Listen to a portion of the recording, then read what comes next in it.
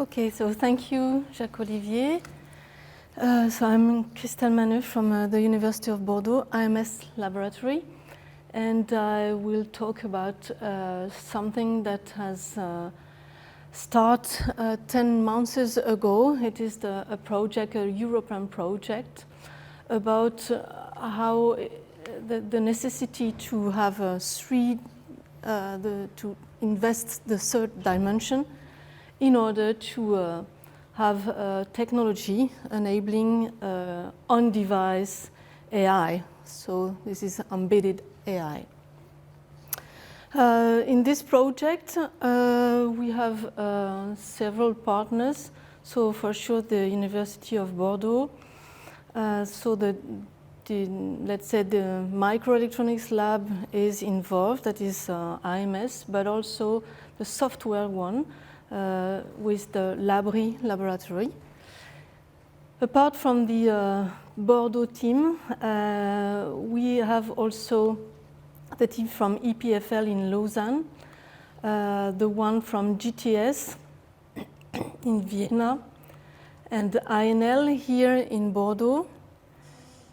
And the technology is based on the one from the LAS in Toulouse. And finally, the second technology is from NAMLab, a spin-off from the University of Dresden. So this project has just started. And why do we need to move from the conventional way of doing towards something embedded, something that is inside the device without needing something to exchange data through the internet? First of all, it is really energy consuming to exchange data through the internet, no matter about quantum computing or whatever. The computing process is not the problem. The problem is to exchange data through internet. So it is really convenient to process offload from the cloud. Also, when you have on-device computing, you can personalize your data, your processing also, because a batch size of 1 allows consuming 2 users. Something really important also is also the real-time computing, because, for example, something very representative of this kind of computational means is the translation, the speech translation. If we have to exchange for a language to another, then you have to you need some computing through the cloud, meaning that there is a waste of time when you are talking with the people in front of you. So it is really convenient for speech translation, for example. Also, it is much more secure because the data that is acquired and kept on the device is far less vulnerable to attacks. This is obvious to say, but we have to remind this. Okay, so the outline of this presentation will start with the machine concept, and then we'll go towards the full Monty project. And first of all, I will talk about neural networks, the requirements of 3D architecture, and the vision that is behind this, and the several challenges that we would like to tackle through this project. So first of all, let's talk about the conventional technological process flow. So it starts with the process development, then we have the device performance, evaluation, assessment, that needs some electrical characterization. Most of the time today, it is also electrothermal characterization because of the dark silicon, meaning that we have to spend lots of energy just to evacuate this into the substrate. So this is an important problem. So once you get those nice electrical characterization, then we can have access to the process design kit. This is really important because in the library of the circuit designers, there is a lot of features from the device point of view. It could be a memory store, it could be a transistor, it could be everything. So we need to have access to this process design kit, whatever the technology is.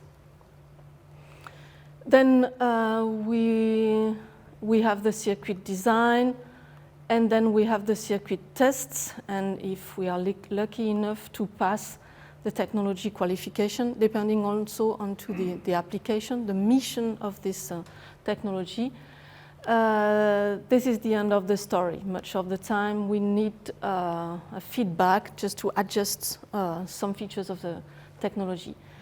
This has been achieved since 60 years now, because it is based on the Moore's law that allow us to anticipate largely from the technology features.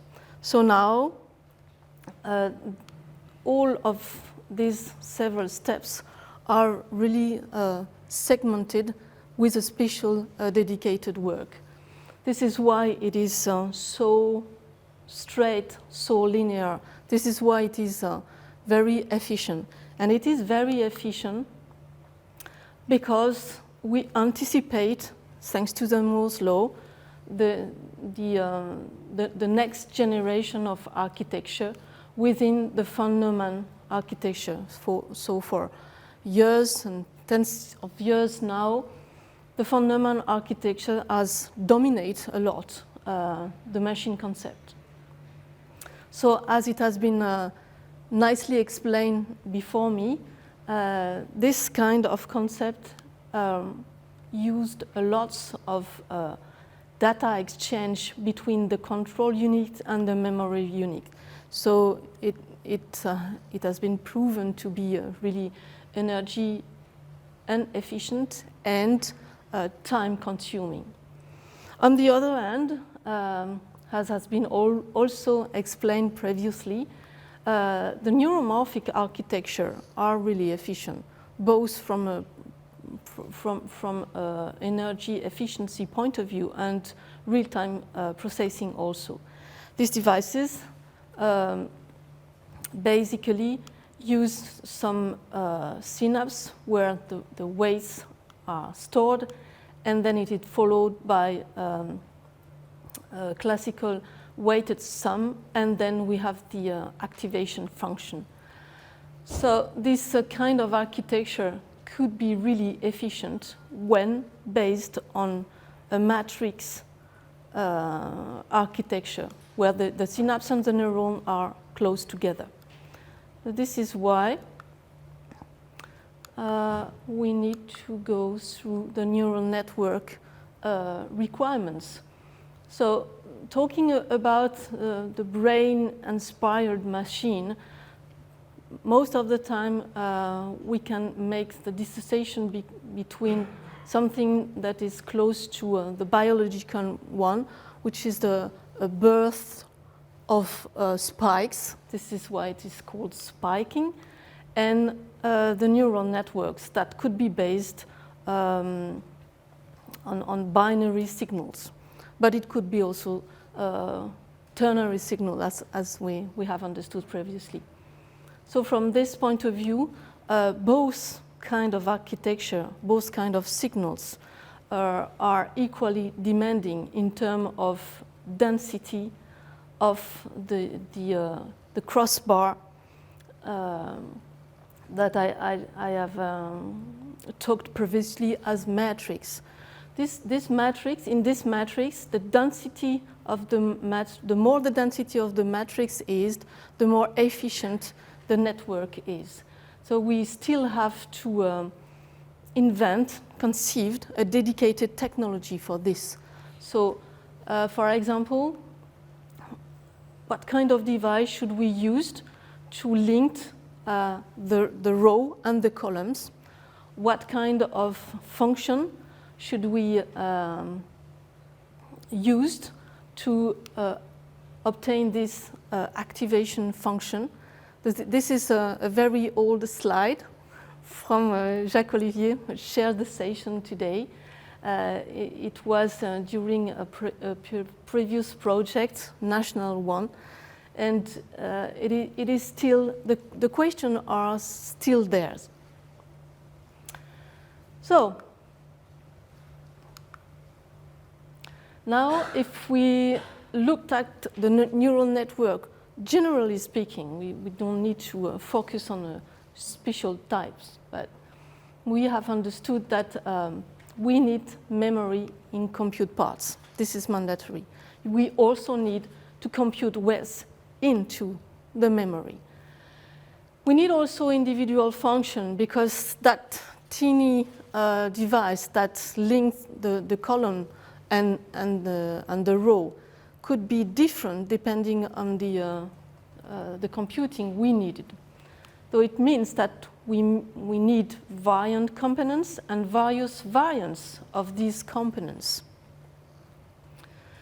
We need to have reprogramming paths in between the row and the columns to have access to individual functions that could be implemented into the hardware. And we need a very high degree of connectivity. So now I will focus on a very special kind of neural network called transformer. Okay. So the transformers are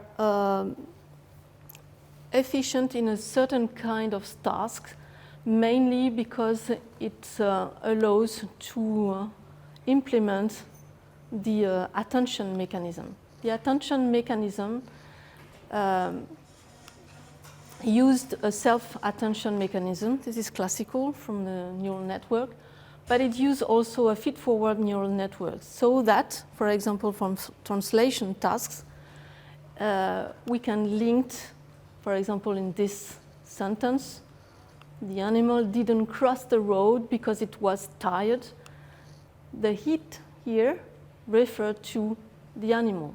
So in that kind of process, in that kind of task, it is really important to have a feed-forward neural network. That is really the intention of the attention mechanisms. So basically, as it has been explained before also during this morning, neural networks are based on decoder. And you see here the neural here that could be basically the width of the network, and the several layers are linked together, and that could be the depth. The number of stacked layers could be the depth of the neural network. So the size is the width times the depth. So in the case of the transformer net, what is really obvious from this schematic is the density of the local connection that is needed to make the link between the synapse, taking into account the attention mechanism and the next decoder, the next neural layer. Also, what is obvious from this picture is that we need a sparse global projection from the residual feedback that is associated with the two words, for example, eat an animal here, and thinking machine, for example, in this second example. Okay, so how could we implement this efficiently?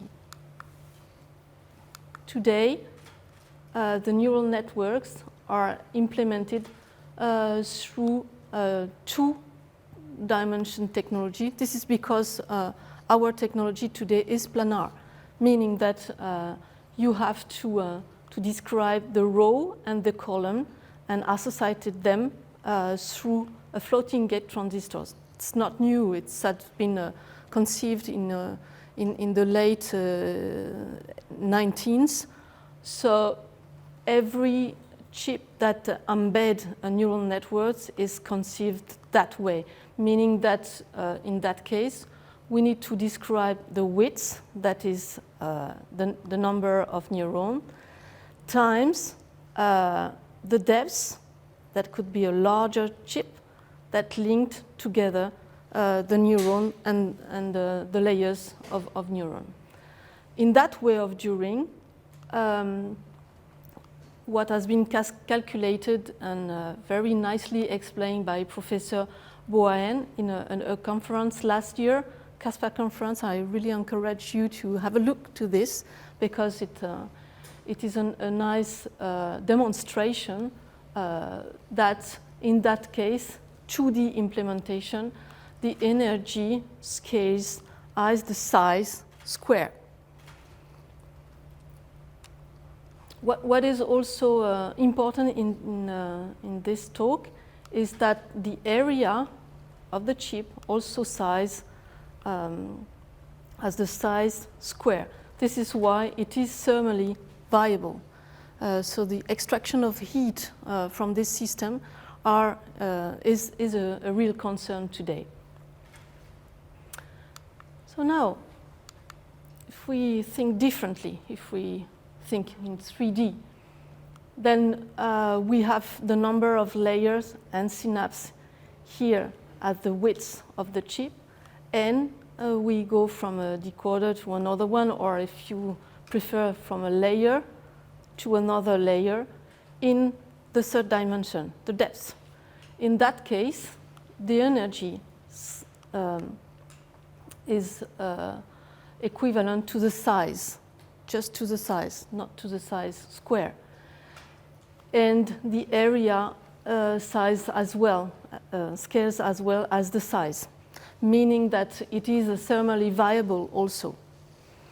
So what should be retained from this demonstration is that in using a 3D chip, the energy scales as the size. So now, using this kind of vision, the 3D one, what could we foresee from this? So, as I said previously, we can think about an offline device, meaning that we can have a translation, an in-here device translation that embed a neural machine translation, and we can freely talk from a language to another language. So to be specific about this, what kind of technology should we use to experience natural language processing? For sure, it should be a vertical transistor, a natural vertical technology. This is why we will use in this project the vertical nanowire FET technology from the LAS laboratory in Toulouse. So here you have the source of the device, you have the drain here, and you have the gate. So in this schematic, the gate is a gate all around the transistor.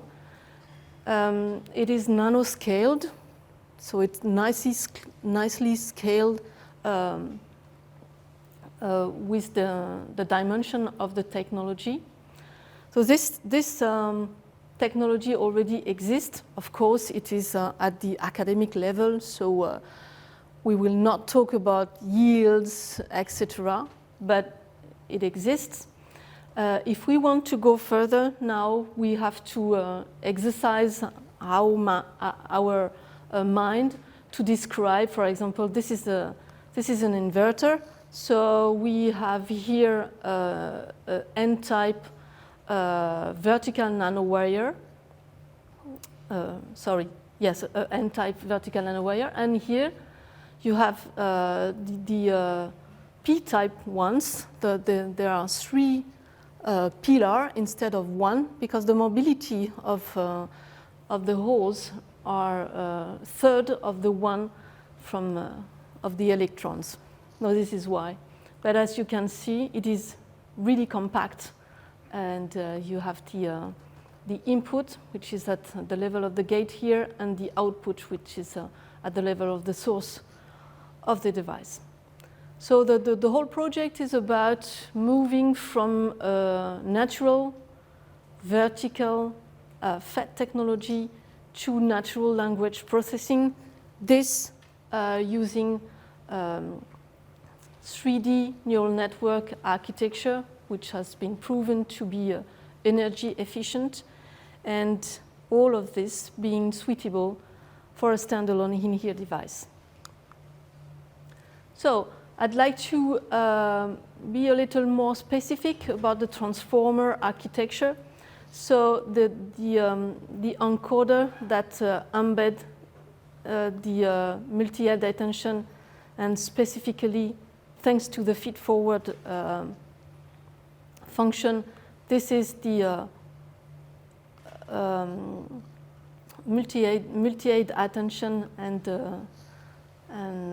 possibility to have the input of the decoder here to take into account the attention, to feed the attention mechanism. In that way, so using this kind of software level representation, we need a closed loop from hardware to software, because first of all, we have to define how to design this kind of representation into a system. So I will talk a little bit more about this system, but it could be nicely described thanks to several input, the CPU, etc. This representation at system level will help us to more efficiently design the hardware, and there you can recognize the multiplication, the weighted sum, and the decision function from a layer to another one. So basically, it intends to be a cube.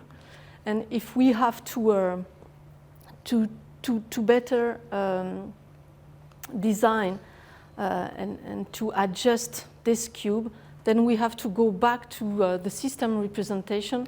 For example, if we have to manage the thermal management of the activity of the network, and we have also to go back to the representation at software level, and this is the way we intend to co-optimize the hardware, the software, and the hardware. Now, what about the cube? So the cube by itself, so basically the cube is a hardware resources and how to go from the technology. So here you have a representation of 2-input NAND, 2-input gate NAND. So from this kind of representation to what is requested for the neural network. So for instance, the multiplier part. So it has been already designed at the model level. For example, also the non-volatile full adder. So it is the beginning of the representation of what we have called N2C2, that stands for neural network compute cube. Each compute cube is a part of the neural network architecture, and the whole architecture will take into account several approaches. For example, we need to have some non-volatile memory, including the vertical nanowire FET selector. By the way, this is something that could be useful also in today's chip, for example, to have in the front end of line, the back end of line, sorry, some non-volatile memory that are drive through vertical nanowire selector. So it could be used in advance in our today technology. We need also a dense logic in memory-based accelerator. For example, some part of the recognition, translation recognition could be accelerated through this. So the whole concept, the value chain of this concept goes from the hardware technology level through the machine translation level, through the co-optimization hardware software I have talked about. So there are numerous challenges in this project. So I have explained a little bit about this loop, hardware-software co-optimization loop already. But there is another loop that takes place into this project. It is the DTCO1, so Design Technology Co-optimization loop. So let's talk a little bit about this dedicated loop. If we start with this nice technology, vertical technology, to have access to this transistor, we need some dedicated tester structure, not only from a transistor point of view, but also at a logic gate point of view. So that using this tester structure, we can have access to the measurement of this technology and to the technology parameters. The technology parameters should be used into this 3D layout tool, so describing the whole technology by itself. And then using this layout tool, which is the beginning of a PDK in the conventional way of doing, then we can give some feedback at the fabrication level for the design and the layout of the 3D logic cells, and so on. So that there are 3 generations of technological process that is expected into this project. So we can go further into, for example, the fabrication step. So as I said, as I have explained previously, the technology is based onto the last technology, so the vertical one, but we target also through I'm sorry, I've been too fast. So through this, I try to go back, but I'm not sure. Okay. So we will try to implement some additional function. For example, some polarity control transistor. The concept has already been demonstrated by NAMLab in Dresden. So using this polarity control transistor in a 3D manner, then we can have access to the different row and column accessibility and link them together more efficiently. More than this, also from NAMLab technology, if we can provide a ferroelectric gate associated with the SiO2 gate, then we can provide a nice memory point within the computational resources. I have to be quick, I guess. Yes. Okay. So we need also a comprehensive characterization, as I said, to extract the parameter of the device modeling, and for example, to have access to some key features of the technology. For example, the energy delay product, the EDP, we have already extract some nice features. It scales very well as a function of the number of the nanowire, the channel length. And we can extrapolate also this to realistic device dimension. Just to point it out, some key aspect of this project is how to design some dedicated test structure. I mean, in 3D, have access to all these different transistors is not so obvious. It is radically different from what is designed today for the conventional technology. Okay. So this is the nice software developed by GTS in Vienna. So they can describe in 3D the device in order to understand its operations. And then it can improve the compute self thanks to a feedback through the DTCO loop that we can imagine here. And we also expect to make some effort, spare some effort regarding the reliability of the whole system. As I said, the management of the thermal activity is really important in order to avoid some catastrophic mechanism or some aging issues. Okay, so once we can describe and obtain a dedicated library of this 3D logic gate, then we expect to have a model for the N2C2 concept, and then we can go at the higher level to describe this into the crossbar, the matrix that will feature some should feature some physical regularity, functional versatility also, and in-memory vector processing.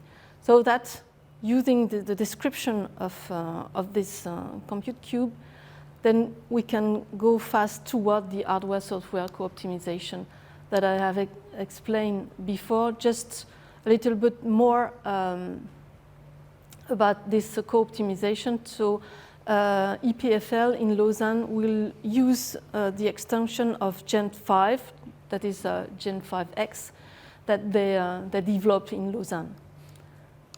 Okay, I've been a little bit far at the end, but I'd like to point out that if you would like to have some more details about this project, you can join us through the website and through LinkedIn. And finally, so why Full Monty? So Full Monty is the acronym of Ferroelectric Vertical Low Energy, Low Latency, Low Volume Modules for Neural Network Transformers in 3D. Thank you for your attention.